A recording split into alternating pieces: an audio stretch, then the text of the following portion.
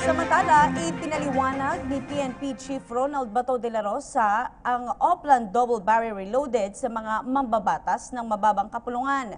Dito ay muling tiniyak ng hepe ng pulisya ang pagtalima sa karapatang pantao sa operasyon ng mga pulis. Ang ulat mula sa aming kasamang si Jervis Manahan.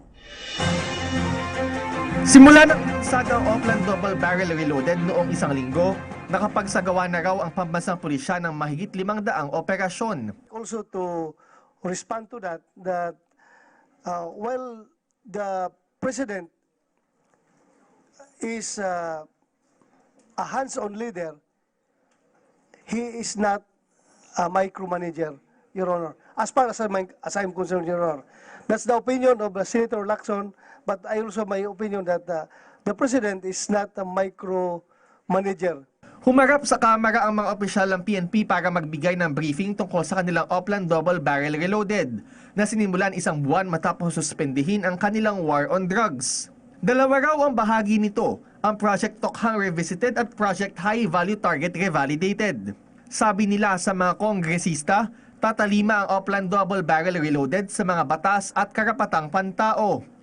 Makikipag-ugnayan din daw ang PNP sa mga kapitan ng barangay, mga purok leaders, mga pari at iba pang opisyal ng simbahan. Sasama rin daw ang mga tauhan ng PIDEA sa drug operations. Ang PIDEG o Drug Enforcement Group daw ang magbibigay lakas sa war on drugs dahil masyadong kaunti ang tauhan ng PIDEA. Pero paglilinaw ni De La Rosa, mas malinis na ang kapulisan ngayon kumpara dati dahil ang mga skalawag ay ipinadala na sa basilan. May binabayaran ba yung PNP na tao niya or asset ng PNP na binabayaran para magtumba ng kalaban? As far as my leadership is concerned, Your Honor, wala po. Natanong din si De La Rosa kung may plano siyang tumakbo sa Senado. Kanyang sagot, wala pa sa ngayon, bahala na raw sa kanyang pagreretiro. Para sa PTV News, Jervis Manahan. Ikinagalak naman ng iba't ibang grupo sa Misamis Oriental ang pagpapatuloy ng usapang pangkapayapaan sa pagitan ng pamahalaan at Communist Party of the Philippines o CPP.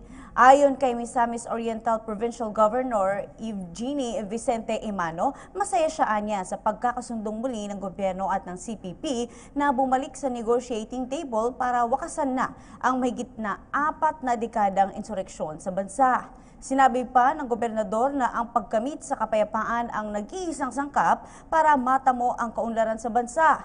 Reaksyon naman ni Bishop Felix Berto Calang ng Iglesia Filipiniana Independiente at co-chair ng Philippine Ecumenical Peace Platform ng Northern Mindanao, hindi lamang si sentro sa usapin ng kapayapaan kundi pati na rin sa socio-economic reforms kung saan ugat ng civil war. Ayon naman sa leader ng Kalumbay Lumad Organization na si Homorito Guaynon, welcome development ito sa pagkakaroon ng sigasig ng dalawang panig na maituloy ang peace talks. Binuksan na ng lokal na pamahalaan ng Quezon City ang Special Drug Education Center o yung tinatawag na SDEC. Layunin itong mailayo ang mga kabataan sa paggamit ng iligal na droga. Detalye mula kay Dayan Querer. Sa layuning maisulong ang mga community-based program laban sa iligal na droga, formal na binuksan ng lokal na pamahalaan ng Quezon City ang Special Drug Education Center o SDEC sa lungsod. Ang SDEC ay bukas para sa mga out-of-school youth at street children upang maiwas ang mga ito sa paggamit ng iligal na droga. 3 palapag ang SDEC, may children's play area, counseling room, training room at doctor's office. Ayon kay Dangerous Drugs Board Chairman Secretary Benjamin Reyes, importante ang mga community-based interventions ng mga lokal na pamahalaan kagaya ng pagpapatayo ng SDEC para masolusyonan ang problema sa illegal drugs. I think it's more important to understand yung establishment ng systems is more important. No? The mere fact na ngayon na-recognize yung kakulungan, yung sistema sa community level at ginagawan po natin ang paraan, I think that would institutionalize everything. Ipinahagi naman ni QC Vice Mayor Joy Belmonte na kakailanganin nito ang tulong ng mga barangay captain upang mas maging epektibo ang mga preventive measure ng lungsod laban sa droga. dadalhin dito yung bata, alamin natin kung taga saan yung bata, tapos hahanapin natin yung mga magulang. Pero in terms of ensuring that the child comes regularly for counseling, for the different intervention programs, we will be relying on the assistance of the barangay councils for the protection of children. Binigyan din naman ng Quezon City Police District na hindi lamang kapulisan ang may papel na gagampanan para masolusyonan ang problema sa droga. Yung pong ating anti-illegal drugs campaign, kumpleto dito. Enforcement is just a part of it. And dito sa atin sa Quezon City, pati yung prevention and rehabilitation, binibigyan po ng tutok. 4 na Special Drug Education Center ang formal na binuksan ng lungsod ng Quezon. Bukod sa Barangay Batasan Hills, mayroon din sa Barangay Milagrosa, Greater Lagro at Tandang Sora.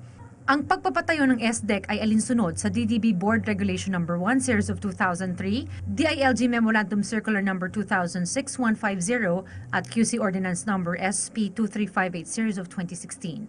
Para sa PTV News, Diane Querer. PTV, Telebisyon ng Bayan. Ay, kapapasok lang na balita, tinanggalan na ng chairmanship ang mahigit 10 mambabatas ng mayorya na tumutol sa death penalty. Kabilang na dito si Deputy Speaker Gloria Macapagal Arroyo.